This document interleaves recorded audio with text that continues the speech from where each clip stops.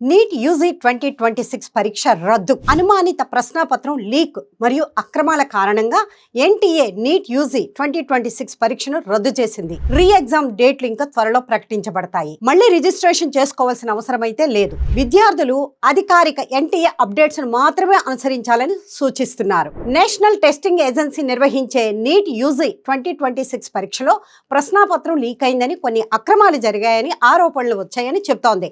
అందుకే పరీక్షను తాత్కాలికంగా రద్దు చేశారని ఈ సందేశం మనకి చెప్తున్నారు. దీనిలో ముఖ్యమైన విషయాలు ఏంటంటే, అప్పటికే రాసిన పరీక్ష చెల్లదు అని భావిస్తున్నారు. మళ్ళీ పరీక్ష అంటే రీ ఎగ్జామ్ నిర్వహించే అవకాశం మాత్రం ఉంది. కొత్తగా అప్లికేషన్ పెట్టాల్సిన అవసరము ఉండకపోవచ్చు. అధికారిక సమాచారం కోసం ఎన్టీఏ వెబ్సైట్ లేదా అధికారిక ప్రకటనలే నమ్మాలని ఎన్టీఏ వాళ్ళు సూచిస్తున్నారు.